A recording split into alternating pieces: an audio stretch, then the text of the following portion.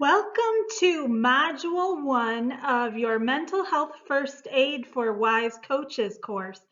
This is the course that I am so excited to start because this course is where we start to introduce the model to you, the Wise Coaching model, and you start to really understand what it is that you're going to be doing with your clients. So I'm so excited to introduce this to you.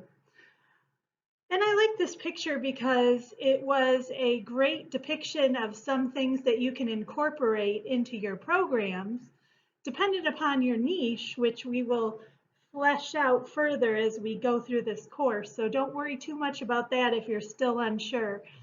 Just still be thinking about it. We still have a little bit of time.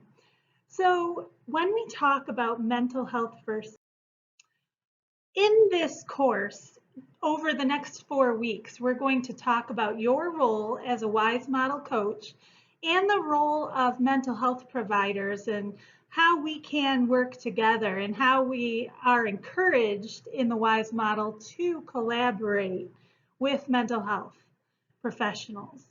We're also going to explore recognizing mental health issues that could come up while we're working with our clients and how to recognize them. That's really important too.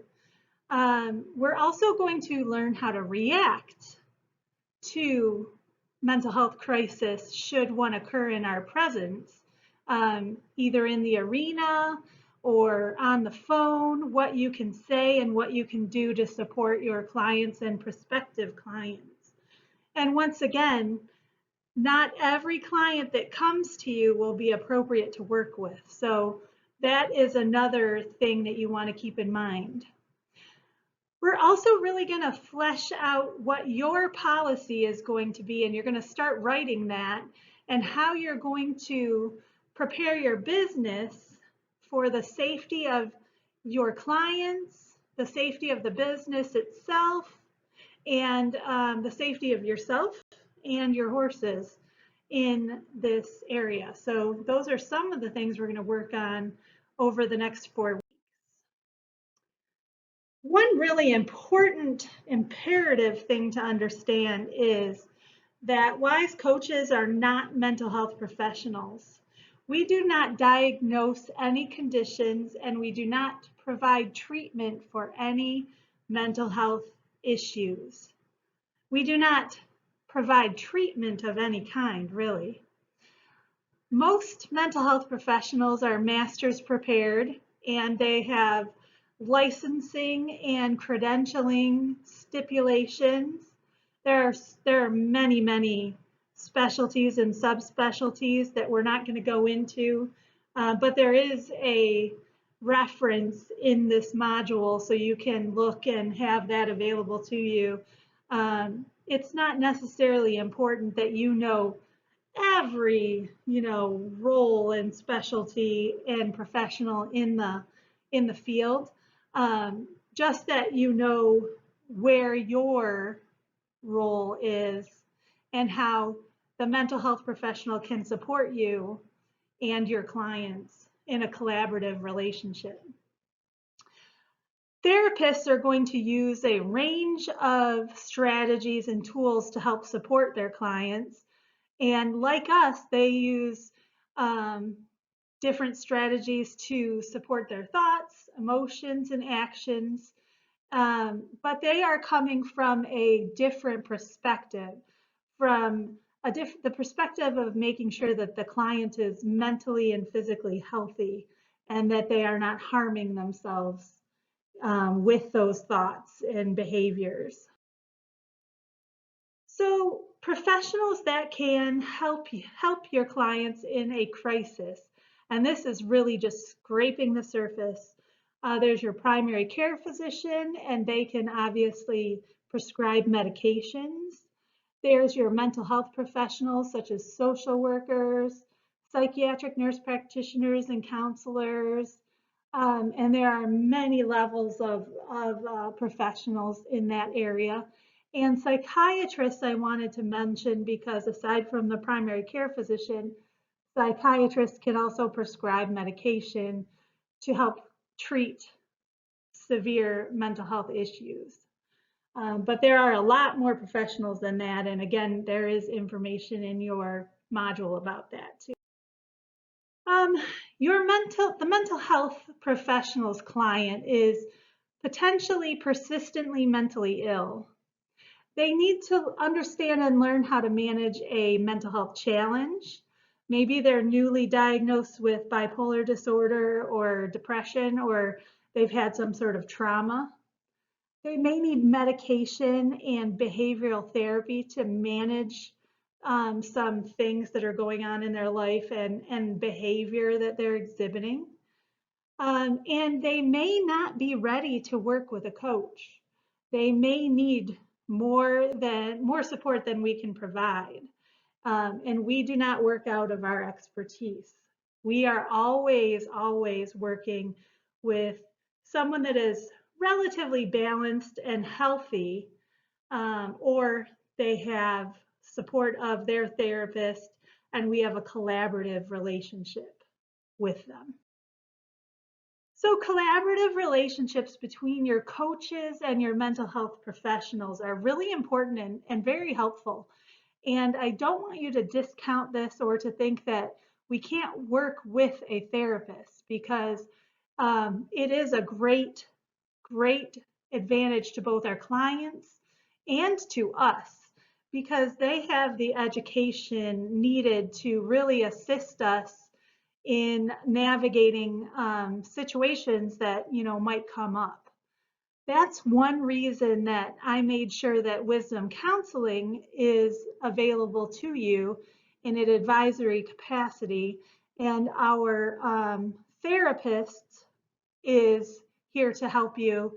We can have her help you with intakes when you first see your client. And if it is deemed necessary, we can even work with you to provide equine assisted psychotherapy virtually. And we can talk more about that should that occur.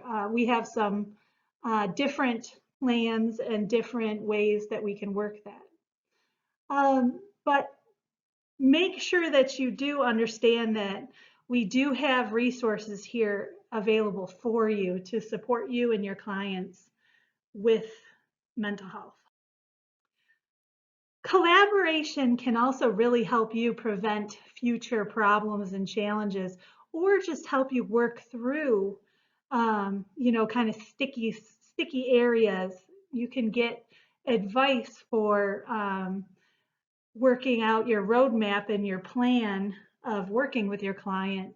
Like I was alluding to before, you can work with them to have an intake with our therapist, and she can assist you with goal setting. And after that, you and the therapist can talk and collaborate. And if there are issues or concerns or just some techniques that the therapist can help you with your coaching, they can tell you about those at that time. If the client is potentially in therapy at that moment, that does not necessarily mean that they wouldn't be a good coaching candidate. Um, Coaching and mental health care can definitely work well together. It would be best if that was a collaborative relationship. I would encourage you to think of a policy and write it up now as we're going through, this module. I'd be happy to look at that. You can email it to me. But if you can come up with a policy, if someone is under um, mental health care, I personally would want to have a collaborative relationship with the therapist as well in order to see that client. And this is really important too, and this should be in your documentation. Make sure your client understands if at any time you decide that your professional relationship is not supportive to the client anymore, for whatever reason, that you will refer them to other supportive resources. And this could be anything from the fact that when they started working with you, it appeared that they'd be a good candidate, but, they just aren't, maybe they're argumentative. Maybe more mental health concerns are presenting themselves. Maybe you just have a feeling that this client isn't in your niche and that you don't really enjoy working with them, and that's okay. You should not hesitate in sending clients on to more appropriate coaches or therapists should that ever happen. You don't need to work with anyone that you don't enjoy working with, or that, of course, is not appropriate for coaching. And maybe you find that out later than sooner, which can happen. Community resources. This is another area that I think you should be working on for your area, and for just because you're going to learn about putting your program online. I would very much suggest that you have resources to give out to clients in either demographic, either locally or online. That is going to help you in moving a client on, or just making sure that they have all the support and the resources that are available, they have at their fingertips. So things that could help them, reduce stigma of mental health, because there's a huge stigma related to it. Drug education and supportive, community outreach groups, different stress management, parenting courses, peer support. Look in your community and see what's available at your local level. And even online programs are great. If there's anything here that really is a great addition to your coaching practice niche, you might even consider offering it at your site, or having a collaborative relationship with one of these programs as well. So just some things to think about. But in any case, I would definitely get some resources together for your future clients, because you're getting very close to being able to work with your own clients now. We're going to start coaching this month. So it's coming. So you guys need to get ready. How exciting. So what is different between mental health care and coaching? How do we know if we've crossed the line? How do we know what that line even is? And what is the scope of practice for a WISE model coach? The difference between mental health care and coaching and WISE coaching is, it's really pretty big, in my opinion. When I think of coaching, I think of forward focused for clients that are generally healthy and in a good place in their life. They're wanting to reach goals. They're wanting further support to reach those goals and to get over barriers that they're finding that are getting in their way. So this is growth. This is personal and professional growth, not a persistent mental health issue, not a issue that needs to be monitored. This is just something that can help someone get results in their life where they have been struggling. Just like a regular coach, for a sport. We are here to help inspire, to help support, and help educate them. How do we know if we've crossed the line between coaching and psychotherapy? Well, if there's a lot of past focused talk, if we're talking about the past and we're talking about the client's experiences a lot, then we're getting in sticky territory. We are forward focused. We need to know the basics about a client, but we don't need to delve into areas of pain. We don't need to really get into all of that in order to be effective coaches. We need to be curious about the future, to meet them where they are, and to be great question askers and curious about what they're going to say, what their behavior is going to, how their behavior is supportive of their goal. And the scope of practice of the mental or of the WISE model coach is, well, it's right here. What is life coaching? It's basically you're holding space for your client and they define what they want to work for, what they want to work towards, what they want to do, and they create their goals. We are going to help them break those goals into manageable steps so they can be successful. We're going to look towards the future and help them explore desires, feelings, and what they want in their lives. And we're also going to assist them in holding space by just listening to them and challenging them and asking provoking questions. So those are that's the basic role of a life coach, is to hold space for the client and to be there to challenge and ask good questions and show them the potential that they have when they're moving on in their life. What coaching is not. Life coaching is not counseling in any way. If the client needs to dive deeply into their past and is talking about healing and pain and psychological issues, then they probably need more support than we can give them. We do not evaluate, diagnose, we do not treat any kind of mental health issue, and that would be for anxiety and depression, and things can get really sticky in there because there are a lot of characteristics of anxiety that we can deal with, like stress. There are a lot of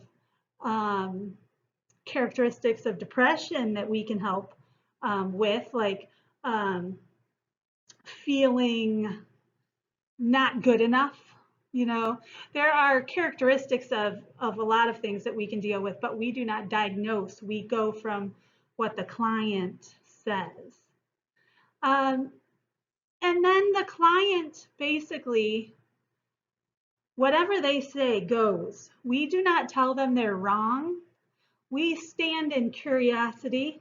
Even if we think that they're barking up the wrong tree, even if it's obvious, we meet them where they are and we help walk with them to their future. We're not out in front of them putting the road as we see fit. So you, as a WISE model coach, when you're certified, the biggest things to remember about this model is it's forward focused. We assist the client in breaking through barriers and transforming their lives. We're future focused, always looking at the future. We're solution oriented. Problem talk creates problem solutions. Solution talk creates solutions. I really believe this, and I don't like to spend a whole lot of time on problem talk. If we go down that road, I will redirect it very quickly because it doesn't really help the client.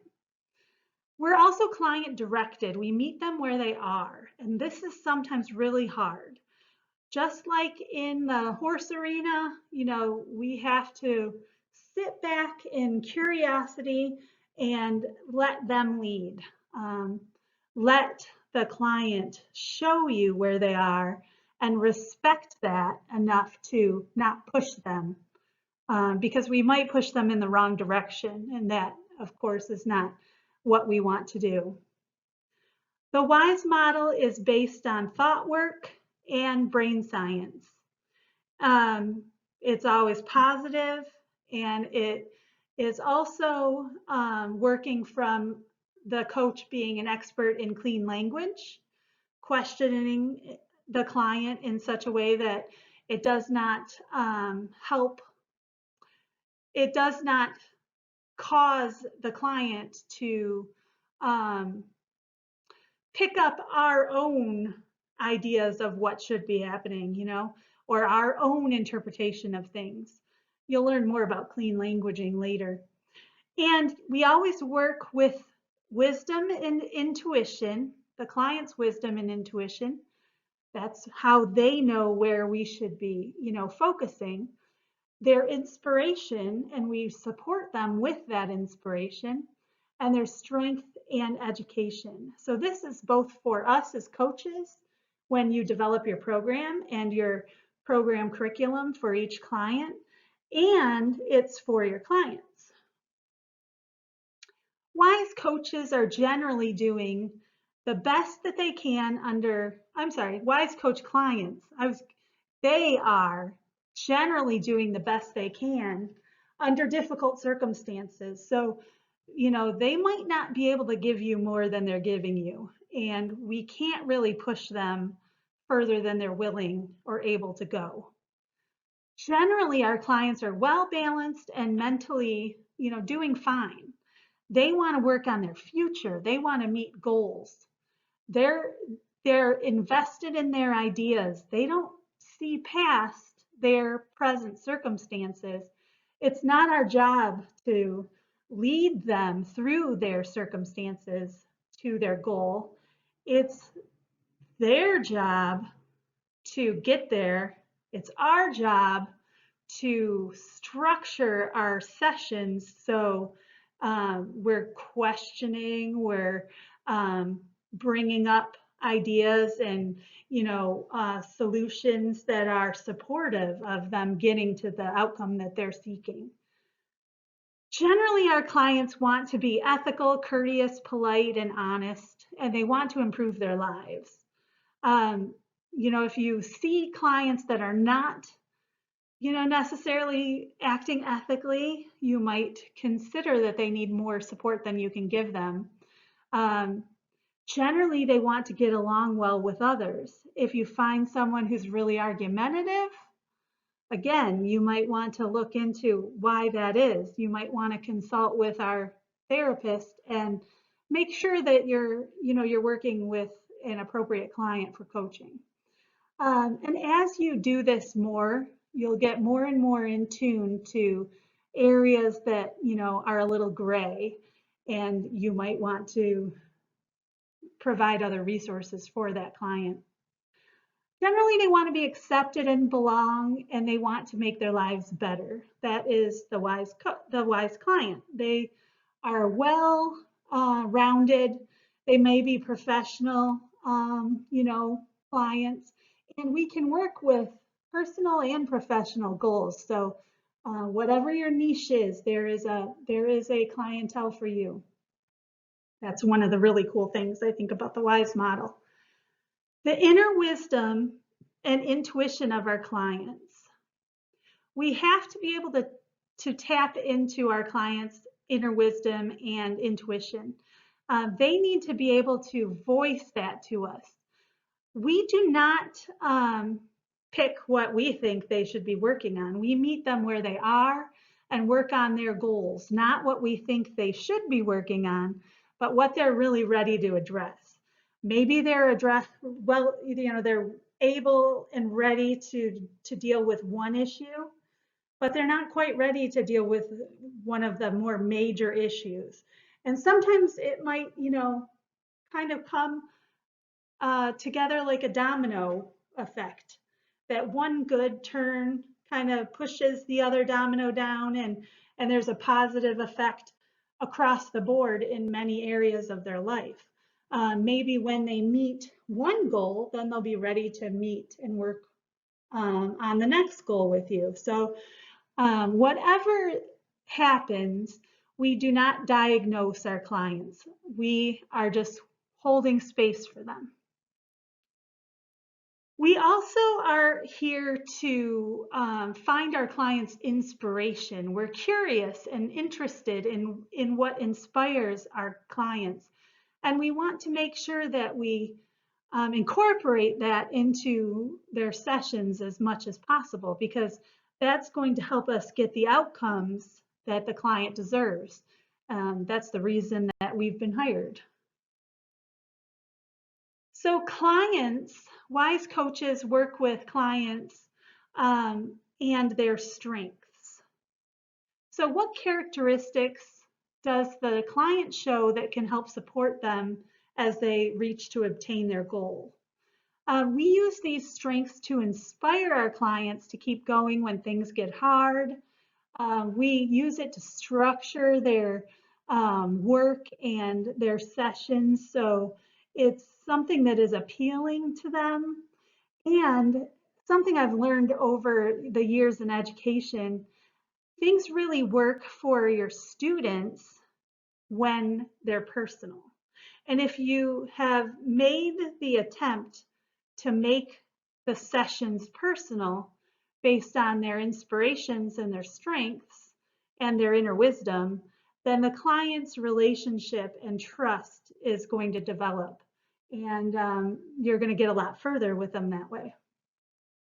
The last area that we support our clients in is with their education, and with education in the niche in which we're working in, as well as making sure we're always learning about the brain, always learning about how, neural pathways are formed and neuroplasticity, and you're going to learn all that later, don't worry. And when we're learning about the client and like, let's say for instance, you're coaching professionally and you're coaching someone to become a better employee, you might need to learn more about what their role is, what that career is like, what that field is like.